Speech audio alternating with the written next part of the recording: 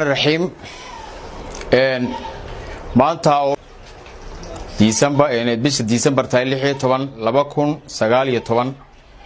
waxaanu ku sugannahay xafiiska xisbiga gobolka Awdal ee WADDANI waxaan maanta ka hadlayaa war dhiilale waxa nasiib darra oo maanta xukuumadda jirta caadaysatay inay xadhig xaq darra ah oo aan geed loogu soo gaban xidho suldaanka guud ee xeebaha Suldaan Abshir waanu cambaaraynaa xadhiga waxaan u aragnaa hordhac agajugleyn soo socota oo lagu baqa gelinayo inta hadhaaga ah ee runta ka hadasha waxaan aad iyo aad uga xunahay suldaanku muu oran wax dambiya wuxuu yiri wasiirka noo yeedhay buu yiri macdanta wuxuu nooga warramay buu yiri mashruuca wado wuxuu noo sheegay buu yiri suldaanku inuu xoogaa sunihi dhibihi ay jirto suntana ka hortagayga ay hayno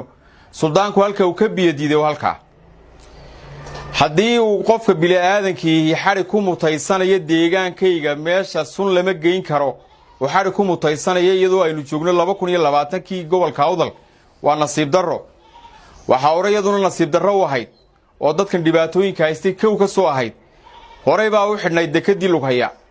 oo loo rafacay waxa horey u xidhnaa madax taabashadii loo yacada socotay waxa horey u xidhnaa garoonkan maalin kasto la yimaado wafti yimaado dhagaxa la dhigay airportka baa xidhnaa dhammaan dhibaatooyinka gobolka Awdal ka taagan ee dhiilada leh ee miisaaniyadu ka mid tahay xabada la xabadaynaya maanta dadka qaarna dhaawac yihiin dhakhaatiirta jiifaan ee dhalinyaradii maanta xabad nool lagu dhifanayo waa dhiilo war weyn oo dhiilo weeyaan waxaanu aad iyo aad uga xunahay waxay Soomaalidu ku maamaadaa qowlay qoor qabasho kuma biyacabto waxaanu leenahay suldaanka xurriyadiisa loo soo celiyo farta laga saaro apology laga bixiyo xariga suldaanka apology laga bixiyo leenahay waa nasiib darro hadduu yiri deegaankii aan ka soo jeeday markii lagala tashaday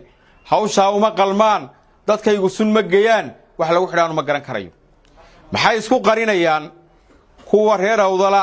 ee mashruucan hor socda ee kaga naban dhinacu maxay isku qarinayaan maxaa wasaaradda macdantu ay u faahfaahin laadaay caqabadaha iyo dhibaha iyo mushkiladaha iyo faa'iidooyinka ay u leedahay gobolka Awdal ee bulshadu ugu muransan tahay wasaaraddu dhuumashada ugu jirta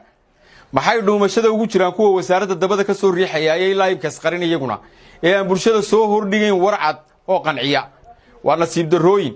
meesha ku aadan may gaadhin Somaliland xilligii resource la qaybsanayay waxaan u sheegayaa xukuumadda maanta joogta haddii resource la isku talaabayo madaxweyne warshada berbera ayuu daabshilisan lahaa warshada berbera oo asadkii dawladda oo dawladii siyaad barre ka hadhay ayuu dhisan lahaa oo muranaanu ka taagnaadeen waxa naga la noogu keenay ma garan karayna markaa shirkadaha aan garanay haddii aana sharcigu qeexayn shirkadda faa'iidada ugu jirta gobolka Awdal danta ugu jirta iyo khasaaraha ugu jira aanan kala ogeyn ma ogolin waxaanu la qabnaa Suldaan Abshir baanu la qabnaa